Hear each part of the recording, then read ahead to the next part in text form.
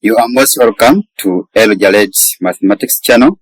And this presentation, I want us to go through this mathematics puzzle, and I want you to learn how we can fill it very easily and correctly. So if you are on this channel, you can subscribe for more updates of mathematics. So let us now dive into the video. So we have the question that, can you complete this magic square math puzzle? And in here below we have the guiding rules, and there are two in a number. So guiding rule number 1, it reads, use only these digits 1 up to 25. Why 1 up to 25? Because when you look at these boxes, in total they are 25. Because we can see that this is 5 by 5, and 5 by 5 you get 25 in total. That means we don't have any digit that is going to be repeated when filling in. Then rule number 2, the total or sum of digits placed in a row or a column or diagonal must be 65.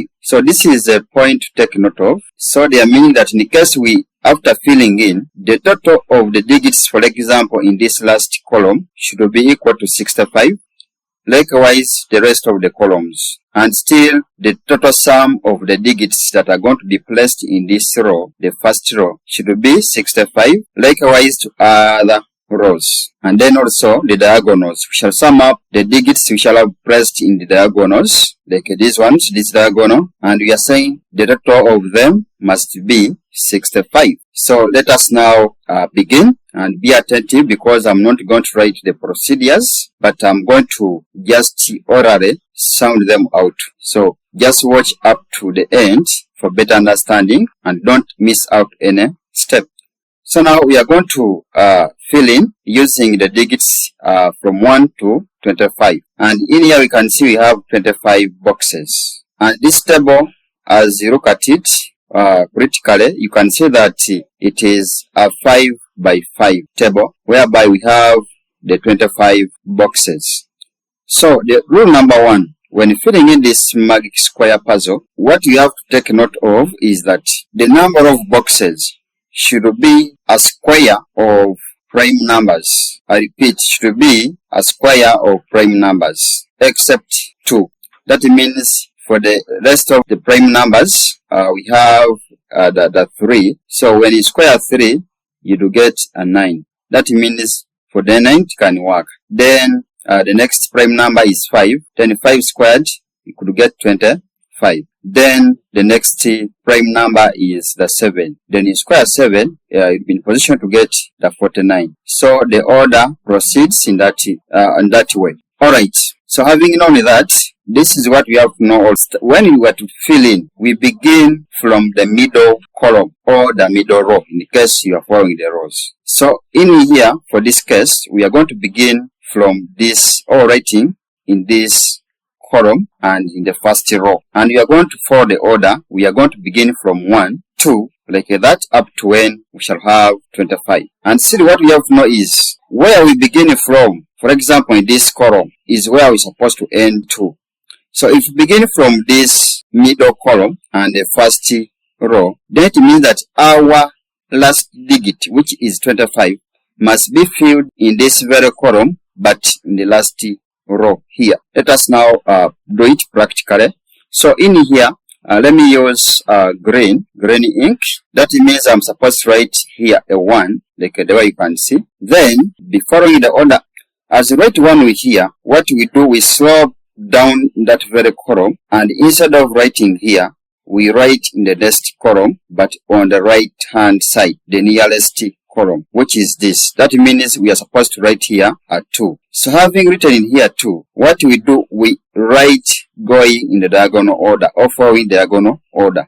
That means the next digit after 2 is the 3. So we are supposed to write here a 3. Having written 3, we can see that we can't move in the diagonal order anymore because the boxes are over the side. So what we do, we move in the opposite direction towards the left up to this box in the last or in the first column.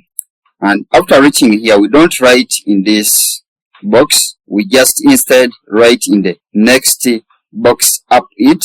That means we are supposed to write here the 4. Then we write in the diagonal order. This is now a 5. So after reaching that, we see that there is another digit in the diagonal order. What we do, we come down just below this digit and write here the next number, which is supposed to be a 6. Having written 6 there, then we write in the diagonal order. That means we are supposed to write here the 7 and here the 8.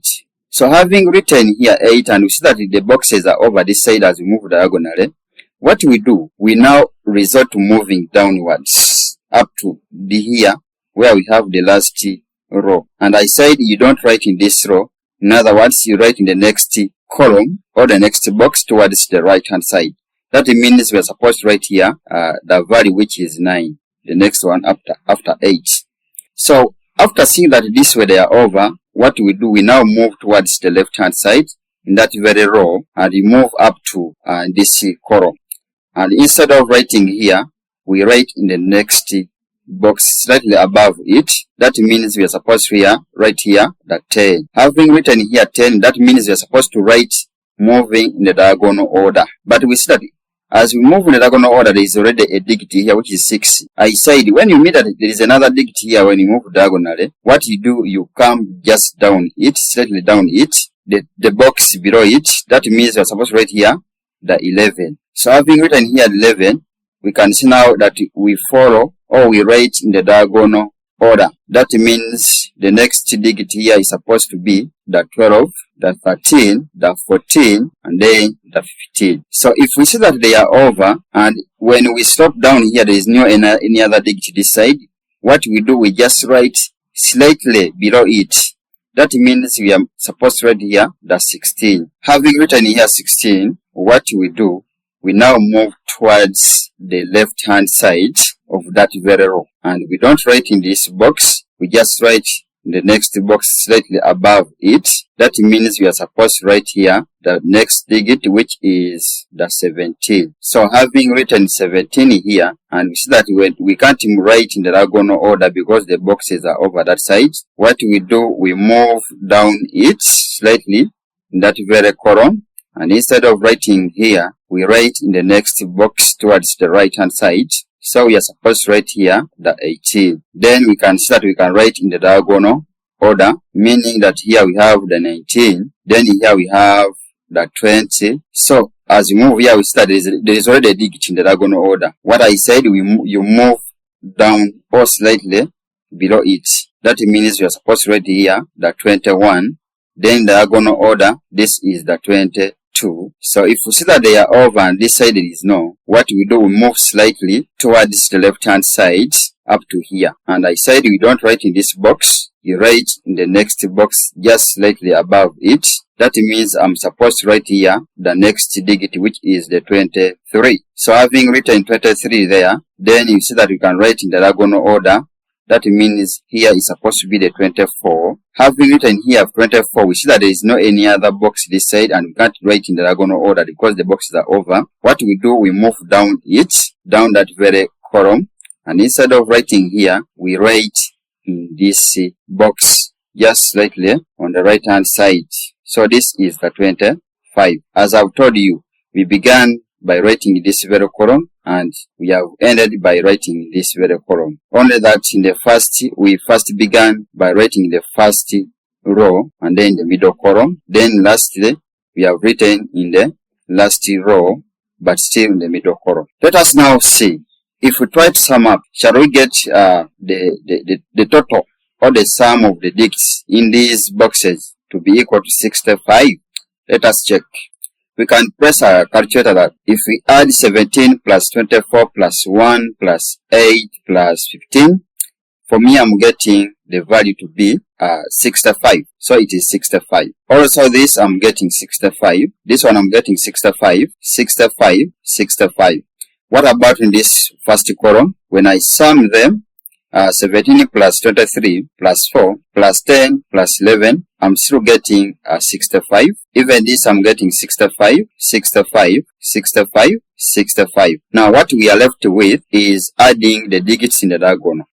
Let us still add them and we see whether they are going to be equal to the 64. So if we add the 11 plus 12 plus 13 plus 14 plus 15, here I'm getting the value to be still 65. It is 65. Likewise, for this, I'm adding 9 plus 21 plus 13 plus 5 plus 17, and I'm also getting 65. So that means we have appropriately followed the rules, and we have filled this puzzle correctly and very easily. So long as you follow the rules, it's very easy. It costs no much time to fill, and this is the very way the Sudoku works. If you get this knowledge and understand it very well, you'll be a star, or you'll be perfect in filling the Sudoku. If you know Sudoku, it's a kind of game or which involves mathematics. So if this video has been of value or help to you, please just kindly hit the subscription button and turn it on so that you receive